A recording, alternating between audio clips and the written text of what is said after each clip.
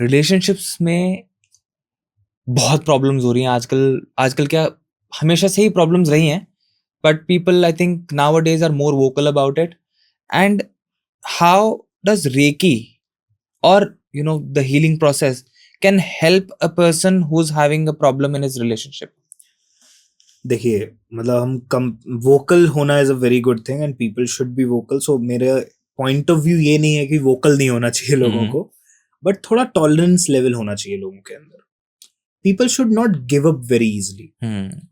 हम हमारे जो माँ बाप हैं या हमारी जो फैमिलीज हैं, या हम अगर हमने हमारे रिलेटिव्स की फैमिली देख लें, specially the people who are into 50s and 60s and India के स्पेशली, उनके बीच में लड़ाइयाँ नहीं हुई होंगी कभी, उनके बीच में कभी नेगेटिव मोमेंट्स नहीं आए होंगे, बट देन ऑल्सो उनका जो टॉलरेंस लेवल था कि अगर एक रिश्ता है, अगर एक रिलेशन है, that is a relationship.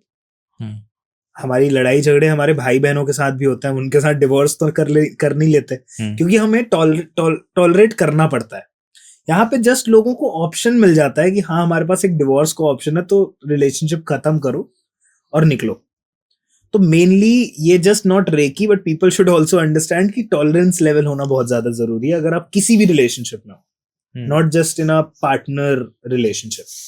Reiki में हम उन टॉलरेंस लेवल पे भी काम करते हैं, प्लस जो आजकल यूथ रिलेशनशिप्स में है, मैं उनको सोल्यूशन इसलिए नहीं दूंगा रेकी के थ्रू, या मैं मना भी नहीं कर रहा हूं. अगर आपको नीड होगी तो will definitely always be there, because मेरी वो ड्यूटी है.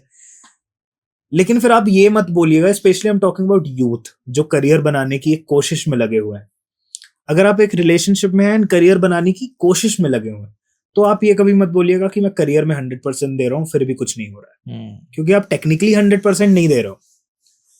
100% में 40% तो डेफिनेटली रिलेशनशिप में कहीं नहीं जाता है. आराम से 40% आप देते हो, फिर 20-25% आप मिसलेनियस में निकाल दो. गिने चुने आप 30-35-40% दे रहे हो अपने करियर में, और फिर आप बोलते हो करियर में 100% दे रहा हूं फिर भी कुछ नहीं हो रहा है.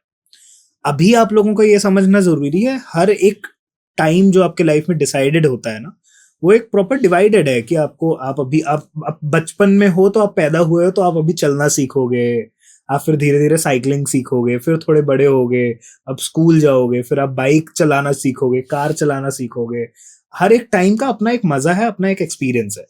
अभी आपको भी पता है, हर एक वो बच्चा या हर एक वो टीनेजर या हर एक वो अडल्ट देख रहा होगा 22-23-24 साल के जो एज फ्रेम में है, अगर हम उनसे पूछे प्रियोरिटी क्या है लाइफ में, हर एक मोस्टली सब समझदार हैं, ये बोलेंगे कि करियर प्रायोरिटी है. लेकिन फिर भी उनको चाहिए सब कुछ. तो जब करियर प्रायोरिटी है, make it a priority, don't just say it. Career में ध्यान दो, रिलेशनशिप का एक अपना टाइम आएगा तब उसको एंजॉय करना. आप अभी से उसका जो एसेंस है अभी ले लोगे, उस टाइम पे बोलोगे यार लाइफ बड़ी बोरिंग हो गई, लाइफ में कुछ नया चाहिए. आपने सब एक ही टाइम फ्रेम में सब एक साथ एक्सपीरियंस कर लिया, फिर आप बोलोगे लाइफ बोरिंग होगी.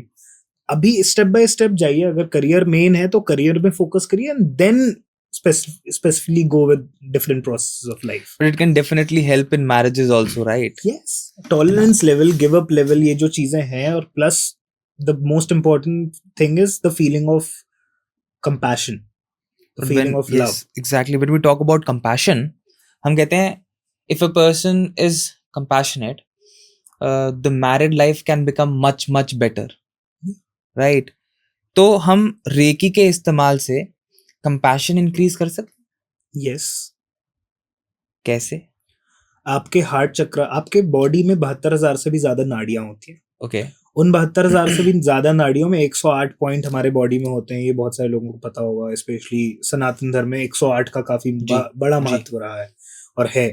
देन कम्स 24 पॉइंट्स जो लोगों को, जो स्पेसिफिकली हीलर्स हैं, वो खुद को हील करने के लिए यूज करते हैं. Okay. देन कम्स 7 चक्र. 7 चक्र is a very vast topic and people know about it, लेकिन ये उतना ही गहरा टॉपिक है. हर एक पॉइंट जो एक एनर्जी चैनल्स, नाड़ियों की जो मैंने बात की, वो एनर्जी चैनल्स है. एनर्जी चैनल जहां जहां इंटरसेक्ट करते हैं उसको कहते हैं पॉइंट्स, एंड जहां पे सबसे ज्यादा इंटरसेक्शंस हुए हैं उसको कहते हैं चक्र.